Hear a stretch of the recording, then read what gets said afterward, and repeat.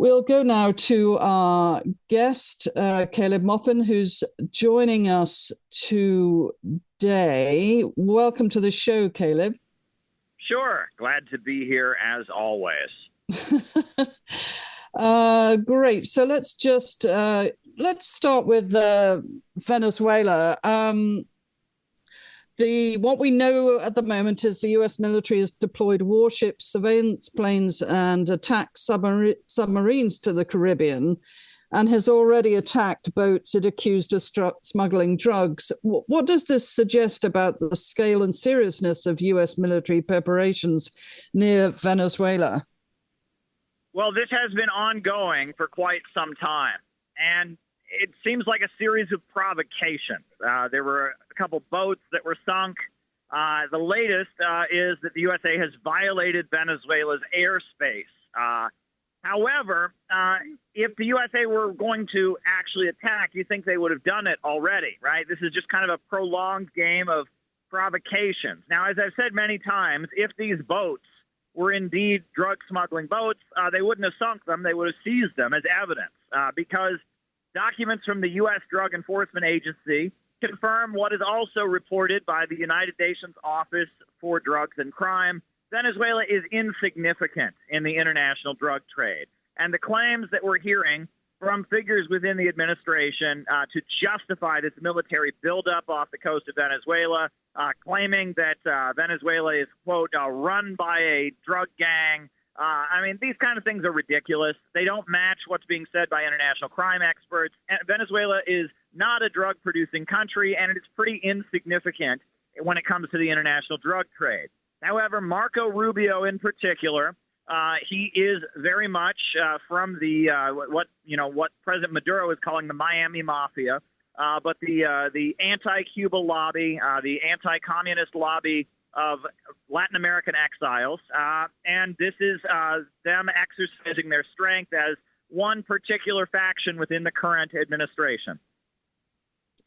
Right. Some current and former U.S. officials contend that the the unstated goal is to force Maduro from power. How does this align or conflict with Trump's campaign promise not to involve the U.S. in foreign wars? Well, it's interesting because that's, maybe that's not directly stated, but that has been the objective of U.S. foreign policy ever since Maduro took office during the Obama administration, and prior to that, under the leadership of Hugo Chavez. U.S. media has considered the Venezuelan government to be a dictatorship, regardless of the fact that the Carter Center observed their elections and saw that the elections were conducted in a very transparent way in which it was very clear that Hugo Chavez and the successor Maduro have the consent of the governed. Regardless, the claim that the Venezuelan government is a dictatorship, even though, I've been there, I've seen how the opposition is advertised on television. The opposition has rallies and demonstrations. They participate in the elections. They have their own election observers. The idea that Venezuela is a dictatorship just doesn't match reality. That's been the U.S.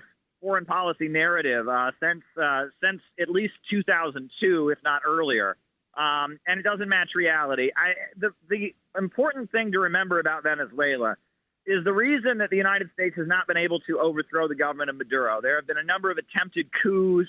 There have been, various figures who were paid off by the United States who tried to overthrow the government. There was one individual who seized an airplane and dropped bombs on the Supreme Court of Justice building, and there have been all kinds of provocations. They haven't succeeded because there is a very, very loyal base of the population. Basically, Venezuela is a third. There's a third of the people that I would say that are anti-government, that feel that Maduro is corrupt, that feel that Maduro's ideology of communism or Marxism or socialism is not acceptable. Then there's a third of people that say, well, Venezuela has improved because of Maduro. And they point to the fact that, that when Hugo Chavez was first elected, Venezuela had only 12 public universities. Now it has 32 public universities. They point out that when Hugo Chavez was first elected, there was about 20% illiteracy in the country. Now the illiteracy in the country has been eradicated, and a huge amount of infrastructure has been built. So there's a third that feel that, okay, he's improved things. But then there is another third, this final third of the population, that are extremely loyal to the United Socialist Party and its ideology. And you will find those folks in the collectivos and the communes in central Caracas. And those folks, many of whom are dark-skinned indigenous people, many of whom are in one of the more hardline political parties that's aligned with Maduro, whether it's the Communist Party or the Homeland for All Party. There's various parties that are part of what they call the Patriotic Pole. And those folks will go down. They will die for Maduro. And they told me as much when I was there, when I was in Comuna Pinal, which is the Beehive Collectivo, the Beehive Commune in central Caracas. I met people who told me, I mean, these are teenagers who they say Chavez was their father. They watched Hugo Chavez on TV every Sunday as a child, and they learned to read and write, reading the works of Marx and Lenin and others. Taught to them, by Hugo Chavez and by the revolutionary movement. And those folks, they tend to be very religious and socially conservative in addition to their communist ideology. Abortion's illegal in Venezuela. They don't have gay marriage in Venezuela. And they tend to mix the communist ideology with Catholicism. I remember them telling me, God put us on this earth to die for the revolution, to die for Hugo Chavez. We will never let a counter-revolution happen. And the fact that they have that layer of people that are so dedicated and loyal to them. There's a section of the population that is armed and locked and loaded, and it's almost like a country within a country with the collectivos. That's what makes me think the Venezuelan government is going to remain in power. They have a section of the population that is solidly loyal to them and armed and ready to fight. Right. A Venezuelan businessman told, there was an article in the New York Times, who said, you kill Maduro, you turn Venezuela into Haiti. And then the other business leaders warned that if Maduro's government collapsed, armed actors in the region, including the military, Colombian guerrilla groups and paramilitary groups, could join a battle for the spoils. What risk does this raise for Venezuela's future stability? Well, I mean, I think that what was said there is a very obvious reality, that the results of the United States overthrowing a government tend to be chaos and instability. Honduras had a socialist president, and that socialist president, Manuel Zelaya, was toppled in 2009 by Hillary Clinton's State Department. And as a result, Honduras has one of the highest murder rates in the world. It's been a mess of drug gangs and chaos ever since. And you look around the world to other regions. I mean, the result of the United States overthrowing your government is not, the country becoming stable and prosperous. It tends to be sectarian conflict and war, et cetera. Now, what is also important, though, about that statement is that Venezuela is getting a lot of support they wouldn't normally be getting because Trump is in the White House. The government of Colombia, the government of Chile, there's a lot of forces around the region that would probably line up with a Democrat against Maduro. But because it is Trump who's in the White House, they are at this point saying they would support Maduro and they would back him and they would resist, militarily they would resist.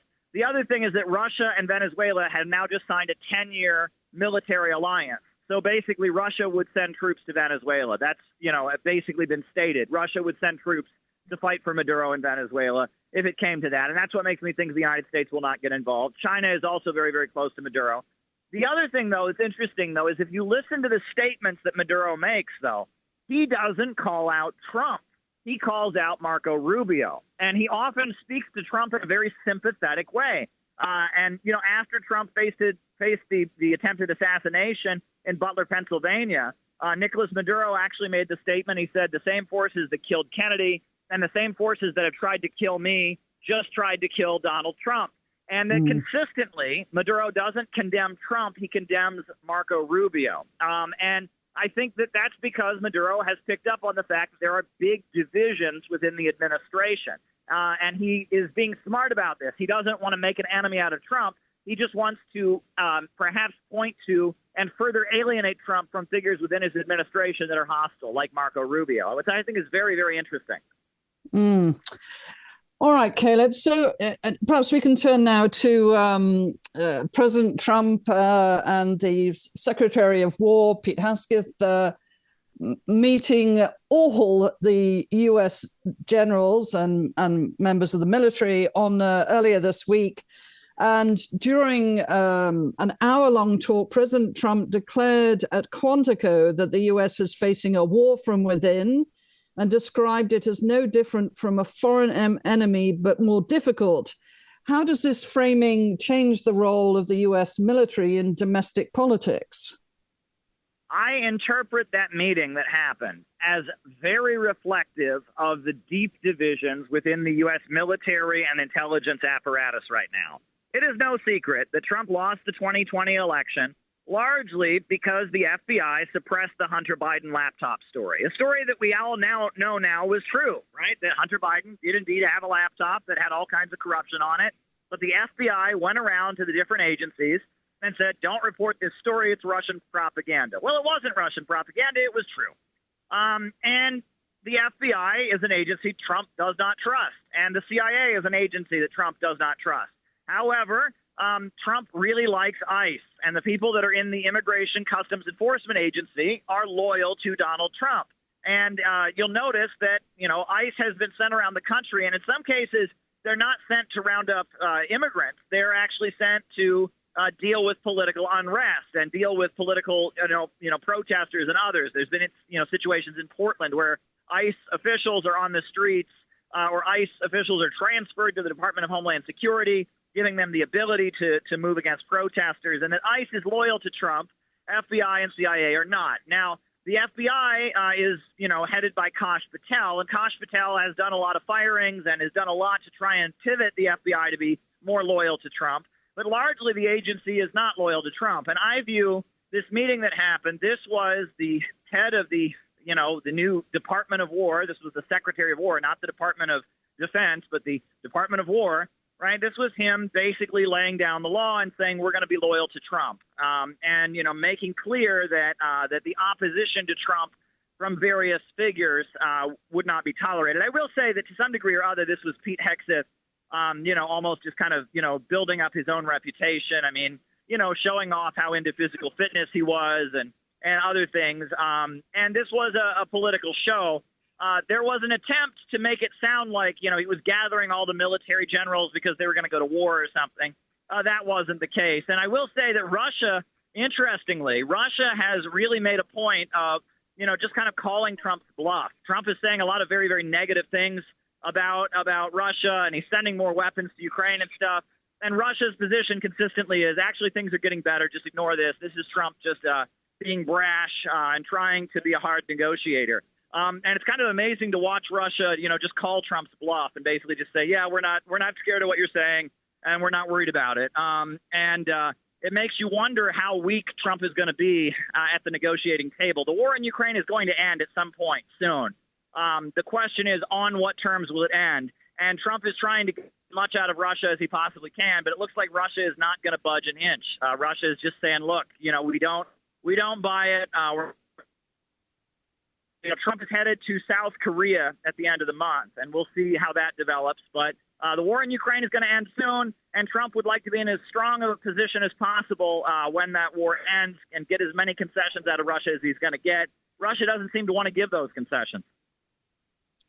Right. Going back to more domestic things, as I was worried about what he said. Trump told the generals, we're going to straighten them out one by one. This is going to be a major part for some of the people in this room. It's a war too. What risk does this pose for civil-military relations in the U.S.?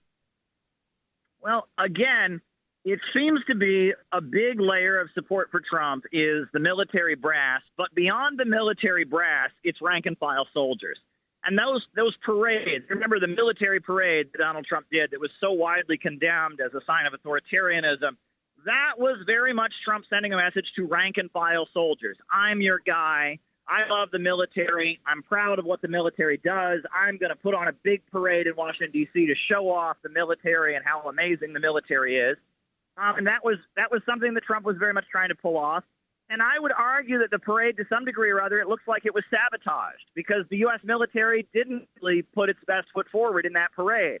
And that was the same day they had the no rallies across the country. And I understand there'll be more rallies later this month around that no theme. And that Trump very much would like to position himself as the guy that rank and file soldiers look up to. You know, it's interesting. In the U.S. military, there is very much a barrier between the civilian population and the military. The word civilian will be used as adjective in the military, right? If someone has an attitude about things they don't like, they'll say, well, that's a civilian way of doing things. That's a civilian view, right? And the U.S. military, to some degree or other, is walled off from the population at large. It has its own perspective. It tends to be drawn from, economically impoverished, sections of the country, and especially from the south of the country. Disproportionately, I mean, for a long time in U.S. history, the military has had a huge overrepresentation of the southern states. Black folks and white folks from Mississippi, Alabama, Georgia, Texas, places like that. The South is disproportionately represented, and the military is voluntary, right? It's not a drafted military, so you don't have a cross-section of the U.S. population. You have Southern folks from lower economic backgrounds, and they have kind of developed a culture in and of themselves that is very, very separate from the rest of U.S. society. And Trump would like the people that are caught up in that culture that is separate from the rest of U.S. society to be on his side. Yeah. Secretary of War Pete Hegseth said the military would untie the hands of our war fighters to intimidate, demoralize, hunt, and kill the enemies of our country. What does that kind of language mean applied to a domestic unrest instead of foreign wars? And where is Posse Comitatus Act of 1878 in all of this, which restricted use of the military as a domestic police force, when at the same time, a New York Times poll found that 51% of voters are more concerned about Trump using the National Guard to intimidate opponents than about crime in Democrat-led cities. So what does this reveal about how the divide the public is over Trump's vision of security? Well, Posse Comitatus was a law that was part of the founding of the United States, and it was rooted in the Roman Empire.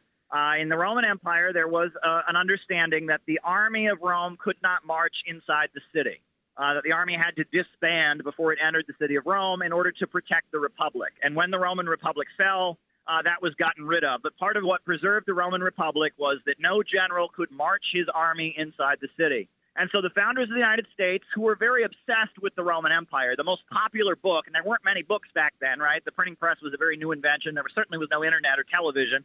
One of the most popular books at the time was Edward Gibbon's 8-volume Rise and Fall of the Roman Empire. And all the founding fathers were reading every section of it. And so they were obsessed with how can we create a republic. That's why a lot of the buildings in Washington, D.C. have columns. The streets of Washington, D.C.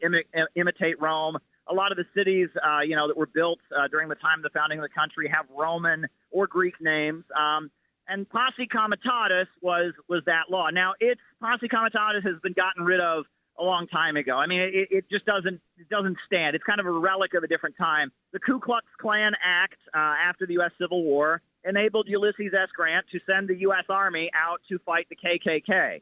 And that was, taken to the Supreme Court. They said, well, are you really able? Shouldn't the police have to fight the Ku Klux Klan in Tennessee? And the Supreme Court said, well, it looks like Ulysses S. Grant, the KKK is kind of an insurgency. They're neo-Confederates. They let him do it.